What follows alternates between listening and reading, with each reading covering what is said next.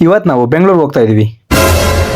ಇವತ್ತು ಬೆಳಿಗ್ಗೆ ಬೆಂಗಳೂರಿಗೆ ಹೋಗ್ಬೇಕಂತ ಹೇಳಿ ಸ್ವಲ್ಪ ಬೇಗ ಎದ್ದು, ಹಂಗೆ ನಮ್ಮೂರಲ್ಲಿ ಬಸ್ ನಿಲ್ಸಲ್ಲ ಅಂತ ಹೇಳಿ ಬಿಳಿಕೆರೆಗೆ ಹೋದ್ರೆ ಬಿಳಿಕೆರೆಲ್ಲೂ ನಿಲ್ಸಲ್ಲ.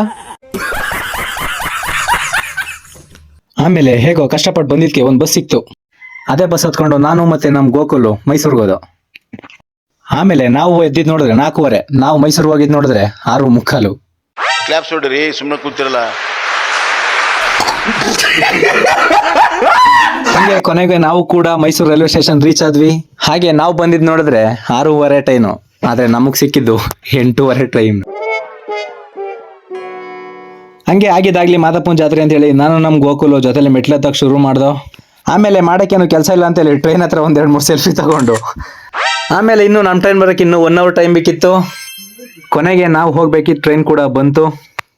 ಆಮೇಲೆ ಕೊನೆಗೆ ಟ್ರೈನಲ್ಲೆಲ್ಲ ಜರ್ನಿ ಮಾಡ್ಕೊಂಡು ನಾವು ಇಳಿಯೋ ಸ್ಟಾಪ್ ಕೂಡ ಬಂದೇ ಬಿಡ್ತು. ಹಾಗಾಗಿ ಇಳ್ಕೊಂಡು ಹಾಗೆ ಇಳಿದ ತಕ್ಷಣ ಗೋಕುಲು ತುಂಬಾ ಹೊಟ್ಟೆ ಹಸಿ ಅಂದ್ರು. ಹಾಗೆ ಪಕ್ಕದಲ್ಲಿ ಒಂದು ಹೋಟ್ಲು ಸಿಕ್ತು, ಅದೇ ಹೋಟೆಲ್ ತಿಂಡಿ ಮಾಡ್ಕೊಂಡು ಆಮೇಲೆ ನಾವು ಹೋಗ್ಬೇಕಿದ್ದ ಮನೆಗೆ ಸೇಫ್ ಆಗಿ ರೀಚ್ ಆಗಿ ಅಲ್ಲೇ ಇದ್ದಿದ್ದು ನಾಯಿ ಜೊತೆ ಎಲ್ಲ ಆಟಾಡ್ಕೊಂಡು ಊಟ ಮಾಡ್ಕೊಂಡು ಇವತ್ತಿನ ಕತೆನ ಮುಗಿಸ್ತಾ ಇದ್ದೀನಿ. ದಯವಿಟ್ಟು ಯಾರಿಗಾದ್ರೂ ವಿಡಿಯೋ ಇಷ್ಟ ಆಗಿದ್ರೆ ಒಂದೇ ಒಂದು ಲೈಕ್ ಮಾಡಿ, ತುಂಬಾ ಇಷ್ಟ ಆಗಿದ್ರೆ ಒಂದೇ ಒಂದು ಫಾಲೋ ಮಾಡಿ.